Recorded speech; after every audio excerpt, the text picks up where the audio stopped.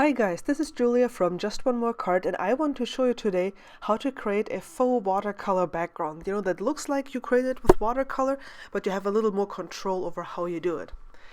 First of all, I have started by die cutting this shape from the decorative tag 1 die by Pretty Pink Pot, and it gives you actually three shapes: the actual tag shape, and then there's this oval shape that can be separated into two pieces, and we'll be using both of them today.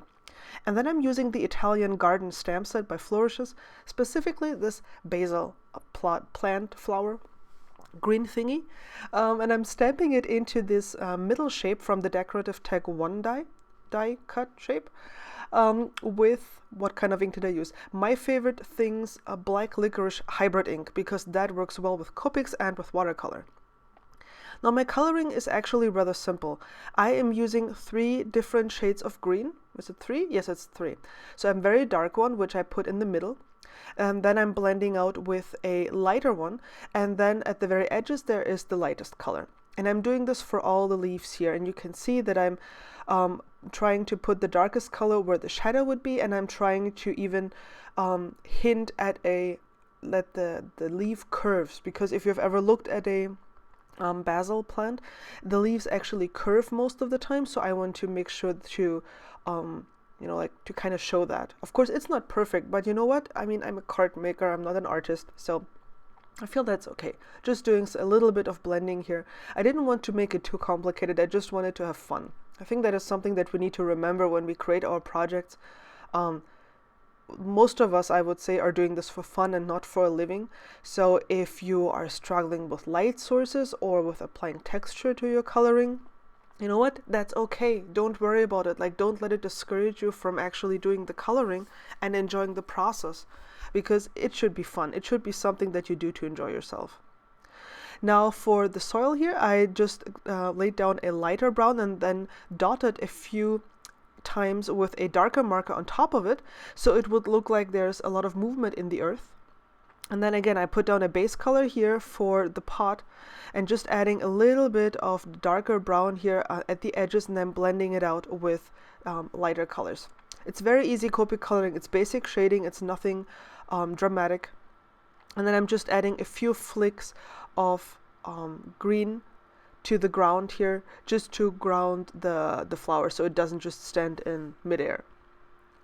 Now for the outer shape here, I grab the same green that I just used, and I'm just coloring it in, because you know what, it's a rather small surface area, and if I needed to have a matching green, and this was the easiest way to accomplish it. Now I wanted the Copic, the shape that I had, I wanted to glue it onto something, because I have to somehow make it fit with the outer shape.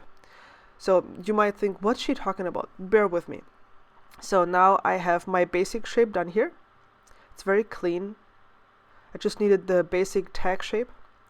And I had a leftover, and so I had two leftovers, and so that's why I glued them on top of each other so they would be more sturdy. And there was something in the background because I reused the backside of a failed stamping attempt for this tag. So, and what I did here is I adhered the centerpiece with the basil first, and then I put glue on this outer shape and used my tweezers to align it and then to put it down. And now you can see that I have this white decorative tag, the main shape, and because I colored in the frame of the oval, it has a nice contrast. Now we get to that background that I mentioned.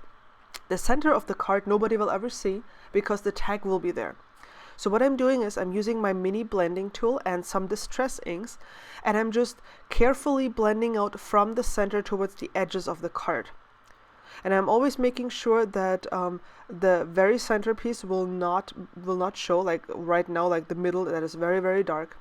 And I'm trying to make sure that I blend out towards white. That means that I don't drag too much color towards the edges of the card base, because I want a very, very subtle gradient there.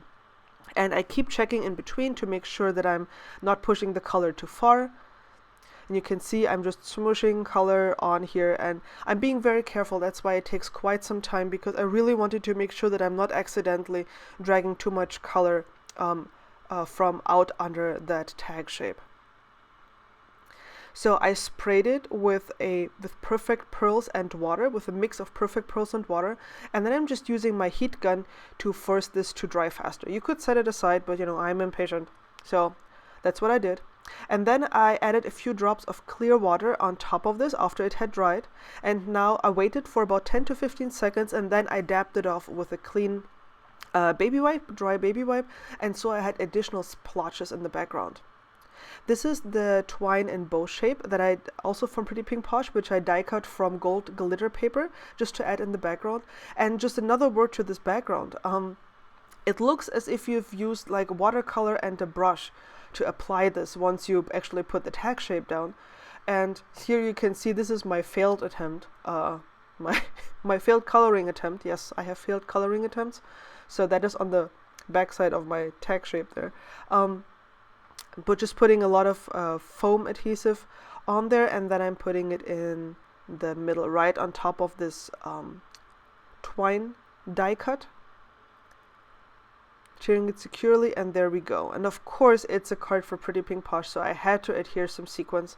And as usual, I'm using my glossy accents with a fine tip applicator, and my quick sticks tool is really, really helpful here because it makes it so easy to pick up the sequins and to place them back down.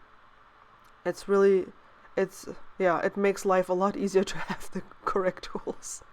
And then I even grabbed my Stardust gel pen and added a few dots of, it's kind of a silver platinum shimmery substance in there, a few dots of that here and there. And here you can see the finished card.